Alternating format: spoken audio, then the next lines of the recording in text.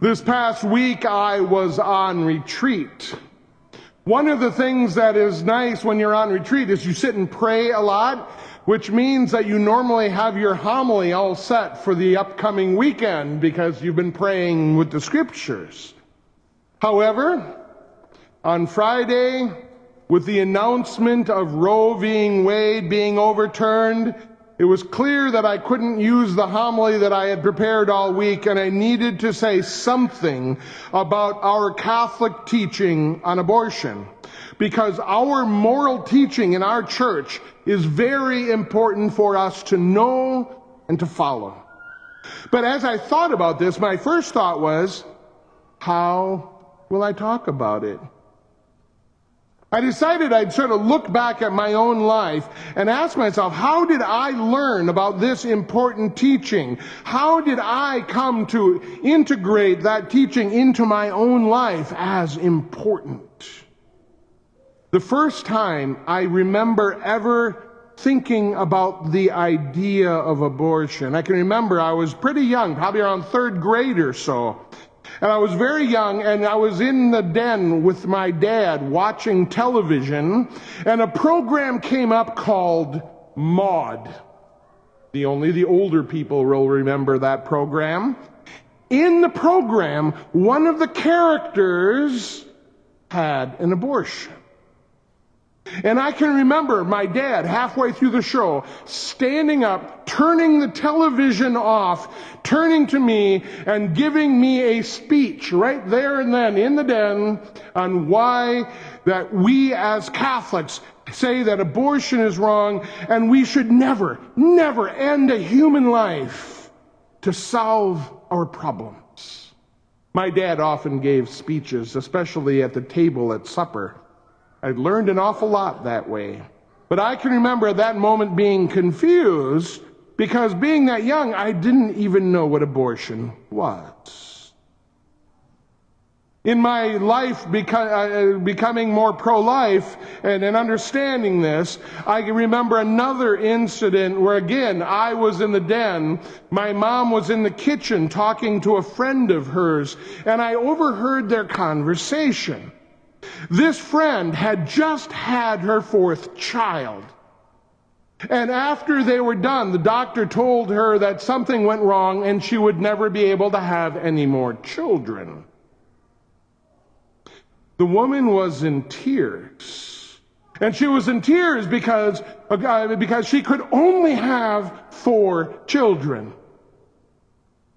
And I remember my mother consoling her at only having 4. What I got out of this was I realized that this woman saw children as a blessing, as a good thing. Children were not a tragedy. They were not a disease. They were not something to get rid of. So as I heard this conversation and I thought about it afterwards, I began to think how we as Catholics are pro-life. We think that life, children, are good things. There is inherent value in each and every human being. And it's that inherent value that is so important in the way we see things. As a teen, going through a religious education at my home parish, I began to realize, and I knew that every human being was important. That was the way I thought. And as I entered into college, that was a very important part of my life. So when I went to UW-Madison, they challenged every idea that I had. I often felt that I was the only pro-life person on all of campus. But I still entered into the discussion because I knew it was important. I didn't mind being the only one having that discussion. But as I would talk with people, I noticed that they used the word choice a lot, but they never said to choose what. They never said what the choice was for. I noticed that they never talked about the actual person being carried by the pregnant woman, the child. They would say, I am pro-choice, but they never said choice for what? What are you choosing? So I would often ask that question. You say you're pro-choice. Choice for what? They never wanted to answer that question. It is a difficult question when you're on that part of the argument. So that means as I went through my life, I finally became a pastor in a parish. And as a pastor for a parish, in every parish I have ever been in, and including this parish, we have supported organizations that help single mothers. Every one. Our Roses for Life, all of those collections for mothers and unborn baby care, today called VIDA. We still have those collections. I can still remember in our parishes sending busloads of parishioners to March for Life in both Washington, D.C. and March for Life in Chicago. And I can still remember all of those young people, they would come off those buses so excited about the reality that all human life has value. And I can remember a few years ago, we had 3 busloads of kids stuck in a blizzard just outside of Washington, D.C. for days. Through my years discussing the issues of life, one of the common arguments that has often come up is, that is your religious belief. You cannot force your religion on us. To be clear, yes. Our Catholic Church is very clear on our teaching on abortion and what it is all about. It is going against the 5th commandment. However, no matter how clear that teaching is in our religion, it is not a religious issue. The principle that you do not kill someone to solve an issue is a very secular principle. Our church is very clear on many different moral issues across the board. But just because we teach that moral issue does not make that moral issue a religious issue. For instance, civil rights movement was led by religious people. The entire civil rights movement was led by ministers, priests, and nuns. In fact, there were bishops in the South who excommunicated entire school boards in order to integrate the schools. It was religious people leading the struggle for civil rights, but that doesn't mean civil rights was a religious issue. The same with abortion. Abortion is the civil rights issue of our day. All human beings have the right to life. A right not to have their lives ended prematurely. This is not a Catholic issue. This is not a religious issue. It's a civil rights issue of our day. An issue that is focused on human life. So that means we must understand that human life begins at conception. Yes, this human life goes through many stages: embryo, fetus, newborn, toddler, teen, adult. Yet he is fully human at every single one of those stages. There is no time in his entire life where he is not human, then all of a sudden the next moment, wow, I'm human now. No, that doesn't happen. He's human from the moment of conception.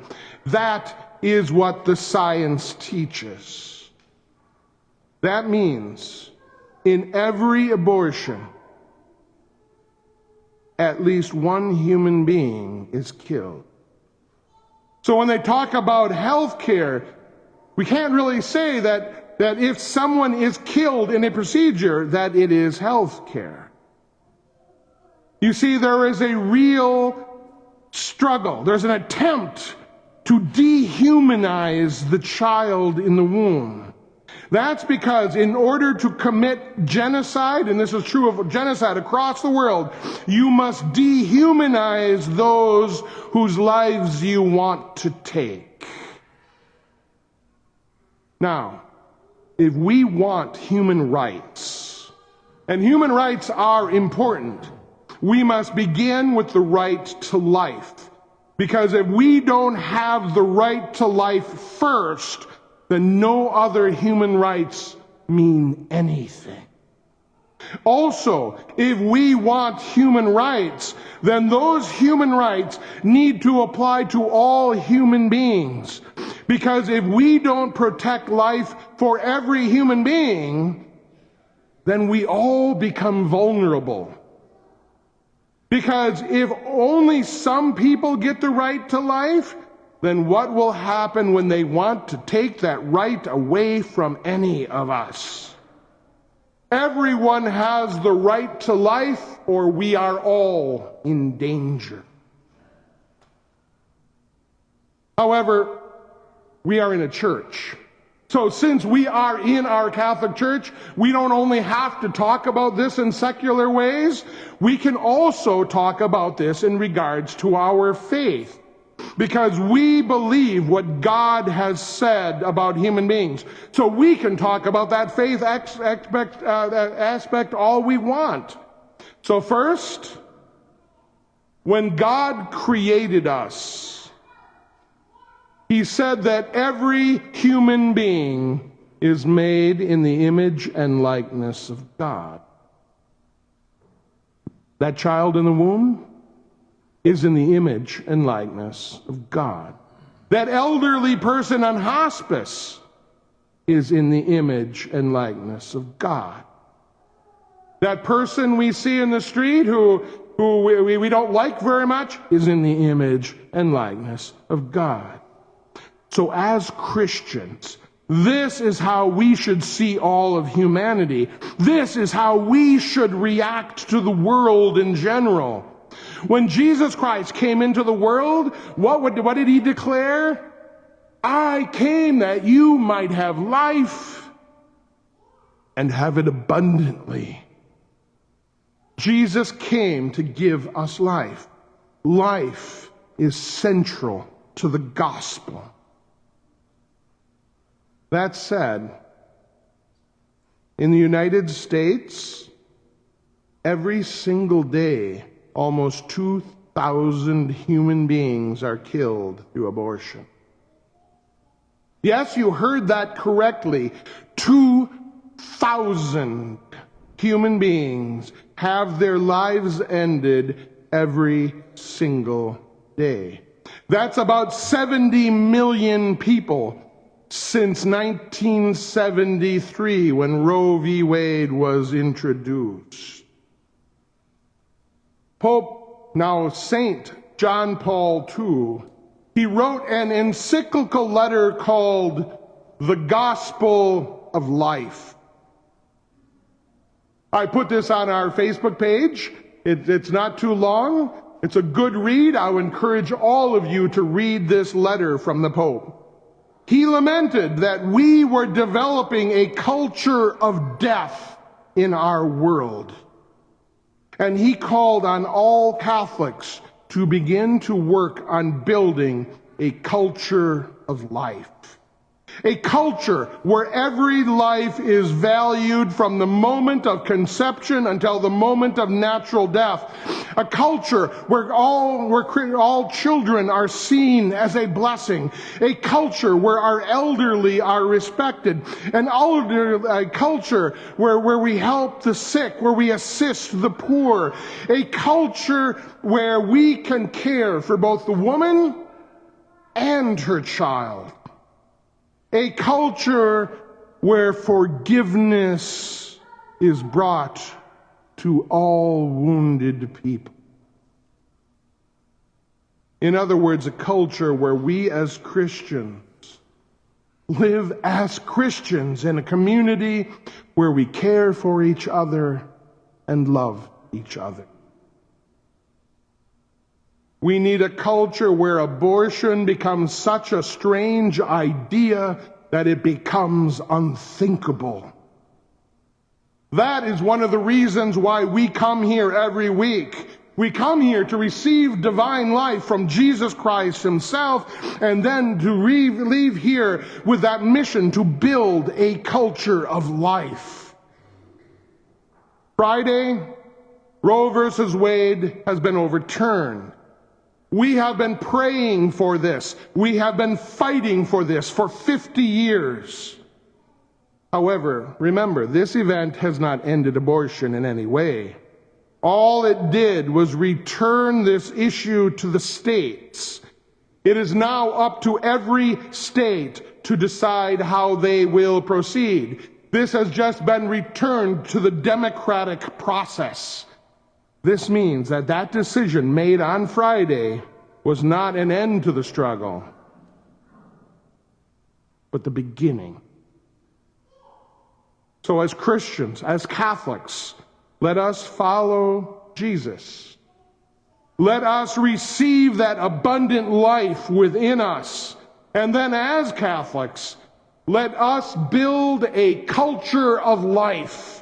A culture where every human being, yes, every human being is seen in the image and likeness of God.